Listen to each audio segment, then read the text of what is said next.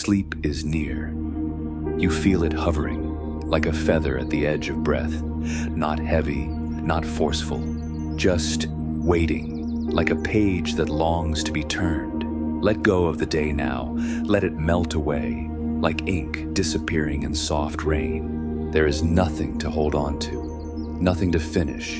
You are exactly where you are meant to be, and tonight, you're going somewhere different, not forward, not back, but inward. You are standing at the edge of a hallway that isn't part of any building. It lives beneath thought, beneath time, beneath the dream itself. A corridor formed of soft starlight and memory.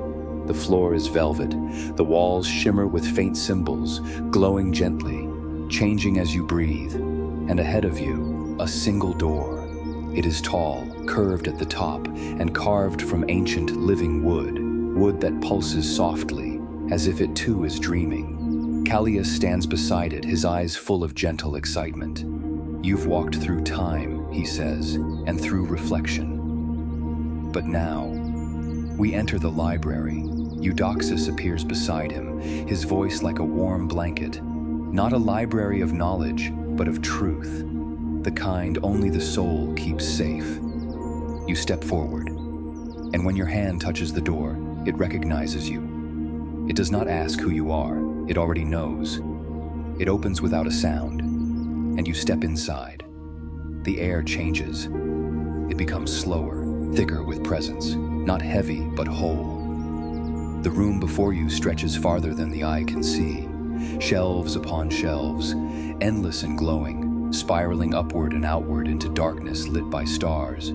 Each shelf holds not books, but stories. Some are scrolls, some are orbs, some are feathers. Some are simply moments suspended in glass. Each one is something you've felt, known, wondered, lived.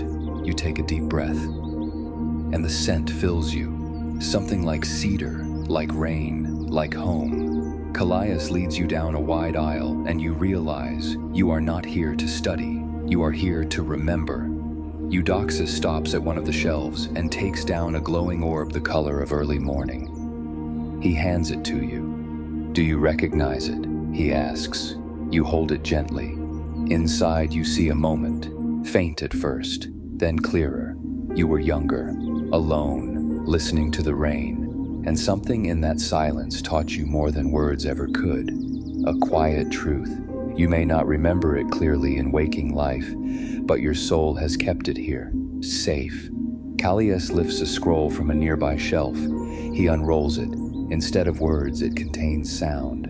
A laugh, yours, pure, uninhibited, from a time you thought you'd forgotten. Tears may rise, but they're not sadness, they're remembering. Eudoxus looks around the library, then back at you. You don't need to search, he says. What you need will come to you. And it does.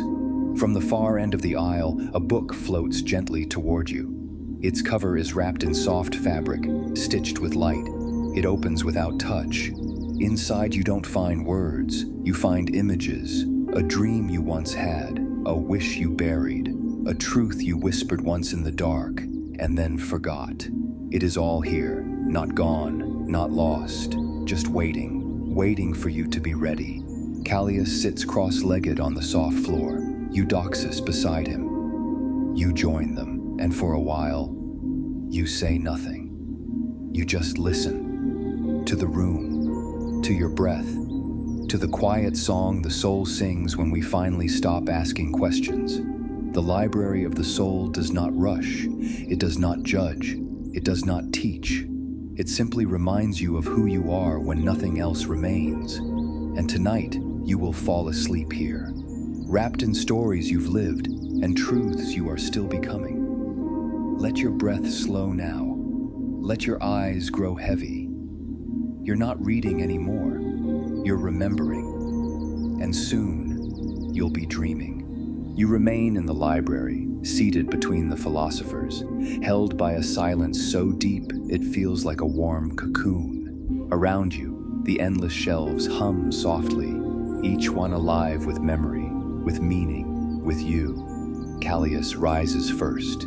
His face is calm, but behind his eyes, something stirs, curiosity, wonder, maybe even longing. He looks toward a passage that wasn't there before, a tall archway woven from vines of light, its frame made of folded time. We keep our knowledge on shelves, he says, but our wishes are kept somewhere softer. Eudoxus stands and gently offers you his hand. The reading room, he whispers, is not for the mind. It is for the heart. You follow them through the archway, and the light shifts as you cross the threshold. The hallway curves slightly, then opens into a circular chamber. No corners, no sharp lines. Everything here flows like water. Gentle curves, soft cushions, floors that glow beneath your feet like moonlit fog. At the center of the room floats a single book, bound in deep blue velvet, its edges stitched with gold thread. It does not lie flat. It hovers, turning slowly, patiently waiting. All around the room, the walls breathe with quiet color. Blues, violets, faint rose. Colors that don't simply appear, but feel like feelings. Callias speaks, softer than ever now. These are the wishes you never made out loud, the ones you didn't dare write, the ones you felt only once, but never forgot. You walk to the floating book. It turns toward you. Its pages begin to open, not with wind, but with recognition. And there, on the first page, you see something unexpected, a memory you didn't know you missed. It might be something small, the way your fingers brushed a piano key once before you ever learned to play. The moment you paused before saying yes, because part of you longed to say no. A road you passed once and thought, what if? Each page reveals something softer, not grand ambitions, not goals, but wishes. Wishes of the soul, whispers from a deeper self, the self that exists before judgment, before shame, before realistic. I wish I could sing without worrying how I sound. I wish I could be seen, fully. I wish I knew how to rest without guilt. You don't read these words, you feel them, like warmth behind the eyes, like remembering who you were before the world taught you to be smaller. Eudoxus sits beside the book now, his voice like soft moss underfoot. Our truest wishes, he says, do not shout. They wait. Callias nods. They are not here to haunt you, he adds. They are here to return to you, to remind you what was once forgotten can be welcomed back. You sit with them, and for a while you don't speak. You just breathe. You let the quiet truth of old wishes settle into your chest, like snow falling onto still water. You feel something inside you soften, something you didn't know had gone rigid. A door you had locked long ago unlatches. It creaks open without effort, and inside, there is light. Callias rises and walks to a shelf that looks more like a tree, its branches filled with glass feathers. He gently removes one and offers it to you. This one, he says, belongs to a dream you gave up too soon. You hold it. It is weightless. And yet, it fills you, not with urgency, not with should, but with softness, with maybe. Maybe it's not too late. Maybe that part of you still exists. Maybe. In the quiet corners of your life, you can still listen to what your soul once whispered. Eudoxus gently places a small silver ribbon in your hand. It curls on its own, forms a word you need. Maybe it's forgiveness, maybe it's joy, maybe it's simply rest. Whatever it is, you don't need to explain it. You already understand, because this is the reading room of forgotten wishes. And here, nothing is asked of you, only that you breathe, and remember, and allow. The book gently closes itself now. The feathers return to the tree. The room hums quietly, as if sighing in peace. You lie down on the soft cushions lining the floor. Eudoxus and Callias sit quietly beside you, eyes closed, not asleep, not awake, just still. And you join them, not with effort, but by surrender. Let yourself rest now. Let your breath soften. Let your heart release anything it's still holding. Your wishes are safe here. Your dreams are waiting, not to be chased, but to be felt, to be remembered, to be rejoined. Sleep is close now. It drapes over you like a page closing slowly, over a story still being written, and you are the author. You always were. The reading room has faded behind you like mist at sunrise. Now you are walking again, not forward, not back, but inward. The corridors of the soul's library are shifting, no longer lined with books or feathers or scrolls, but with open space. A long, quiet corridor lit by floating lanterns that pulse like slow heartbeats. Eudoxus walks ahead. Callias follows beside you. The air here is softer than breath, heavier than silence, and it carries the faintest fragrance. Jasmine, rain, the first page of a long-forgotten book. At the end of the corridor stands a high arch. Above it, carved in glowing letters you do not read but understand, are these words: "To forget is not to fail. It is to let the soul breathe." Callias whispers, "This is the gallery of sacred forgetting." You cross the threshold. Inside is not a room, but a landscape. Vast, endless, open. The ground is soft like sand, but gleams like starlight. And the sky above is not sky. It is memory. Memories, not fully formed, not sharp, just impressions, like dreams slipping away after waking. Around you, soft shapes glow in the mist. A letter never sent. A voice you once loved but haven't heard in years. A street you once walked every day, now forgotten by name but not by feeling. These memories do not hurt. They do not pull. They are not begging to return. They are simply resting. Eudoxus places his hand gently on your back. "We think forgetting is failure," he says, "but sometimes it is mercy." You walk slowly through the gallery, and around you float translucent orbs, each one glowing faintly, each one a moment that wants to find you, but no longer needs to. You pause before one. You can feel it more than see it. The sound of your own voice, the first time it trembled in truth. Another orb rises softly beside you, a choice you made and never forgave yourself for. But now you see it was a younger you, trying, learning, becoming. Callias lifts one of the orbs, lets it drift upward into the sky. It dissolves into light. "Not all things must be remembered," he says. "Some things are meant to return to the stars." And you realize this place is not about erasing. It is about releasing, a gallery of grace, not forgetting to escape, but to evolve. Eudoxus smiles now. He kneels before a quiet pool at the center of the gallery. Its surface reflects nothing, only possibility. "You may place anything here," he says. "A regret, a burden, a memory you no longer need to carry."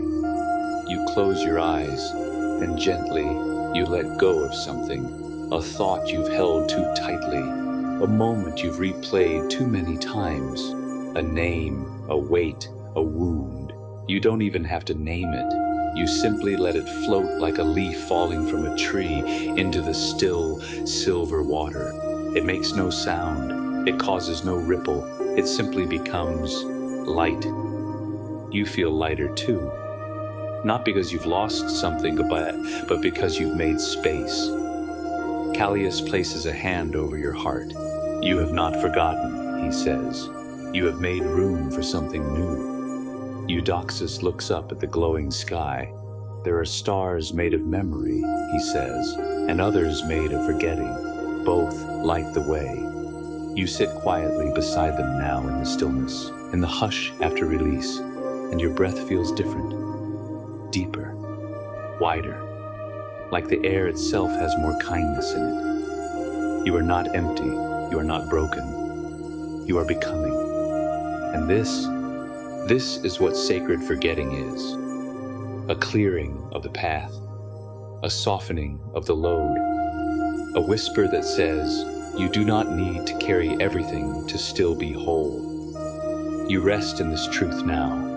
Let it cradle you like soft dusk. Let your body become heavier. Let your breath become slower. Let your soul remember how to float. You are safe. You are free. And the stars above, they remember only what you ask them to. The rest, they hold in silence. The gallery fades behind you like a dream letting go of itself. Not vanishing, not lost, just complete. You are walking again. Slow, unhurried steps, through a hallway with no walls. Only stars, only breath, only presence. You're not thinking now. Thought has grown too soft to hold shape. You are not wondering. Wonder has become part of your bones. You are simply being. And ahead of you, a doorway of pure silence. No color, no pattern, just the soft curve of rest. Eudoxus stands beside it, eyes closed. Not asleep, but still. So deeply still, he no longer feels separate from the air. Callias places a hand over his own chest. His breath is slower now, a rhythm without effort. He looks at you, his gaze full of quiet joy. You've read your soul, he says. You've listened to its whispers. You've made space for stillness to return. You nod, not because you understand, but because you don't need to. Understanding is a language of the mind, but sleep, true, peaceful sleep, is a language of the soul. You step forward and pass through the final doorway, and there you arrive, not at a room, not at a destination, but at silence. The kind of silence that does not feel empty, but eternal. Not quiet from the absence of sound, but quiet from the presence of peace. This is not a void, it is fullness, it is wholeness. It is the last page of a long, gentle book, still warm from the light of the final word. You lie down. The ground is soft, but it is not ground. It is the soul's cradle. It holds you without asking. Above, the stars no longer sparkle. They simply rest, like lanterns blown out just before dawn. Callias kneels beside you. Let go now, he whispers. You've carried enough. You've remembered enough. You've done enough. Eudoxus sits at your head, his voice lower than wind. There is nothing left to read tonight, only to rest and dream. You feel the breath in your chest, long, slow, easy. You feel your body, not disappearing, but dissolving gently into comfort. And slowly, you forget your name. You forget the day. You forget the questions. You remember only this, that you are loved, that you are whole, that you are the story, the reader, and the silence between the lines. Let your final thoughts drift like snowflakes. Let your heartbeat join the rhythm of stars. Let your eyes soften. Let your breath slow. Let the silence welcome you home. You are not falling asleep. You are returning to the most sacred part of you, the part that needs no words, no striving, no name, only rest. Good night, dear soul. Sleep well within the library of your light. And remember, the story is never over. It is only pausing for a dream.